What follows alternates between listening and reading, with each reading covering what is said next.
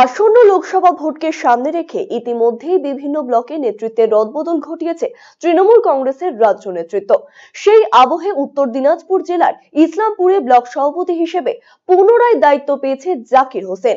তবে দলের এই সিদ্ধান্তকে মানতে নারাজ ইসলামপুরের বর্ষিয়ান বিধায়ক আব্দুল করিম চৌধুরী।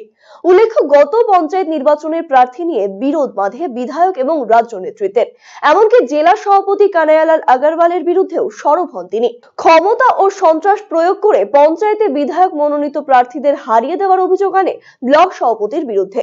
লোকসভা ভোটের আগে ফের জাকির হোসেন ব্লক সভাপতি হিসেবে মনোনীত করায় রাজ্য নেতৃত্ব এবং জেলা সভাপতির বিরুদ্ধে ক্ষোভ উগরে দিয়েছেন তিনি। অন্যদিকে সাম্প্রতিককালে তৃণমূলের নবীন প্রবীণ দ্বন্দ্বকে ঘিরে শুরু হয়েছে এক নতুন বিতর্কের।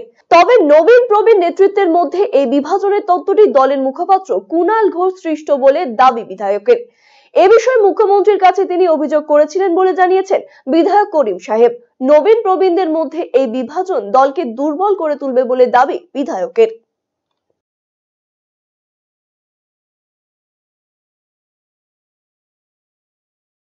যা করুন আমি তো ক্ষমতাকে এটার কি বলছে সালাহ মানে রায়, একটা প্রস্তাব ক্ষমতাকে দিলাম যে এরকম লোককে রাখবেন আপনি স্পোক্সম্যান হিসাবে, ওই কি নাম পার্টির কি নাম দলের কি নাম প্রবক্তা বলে এইগুলো লোক তো পার্টিকে ধ্বংস করে দিবে,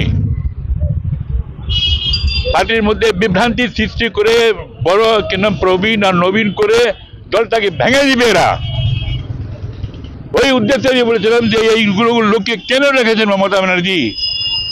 এরা একটা নিউজে বলে আর খবর কাগজে দেয় বা প্রেস মিট করে সেখানে উল্টা পুল্টা কোথায় প্রবীণ নবীন বলে আর বিভ্রান্ত করে লোকের দুটো ভাগ করে দিচ্ছে।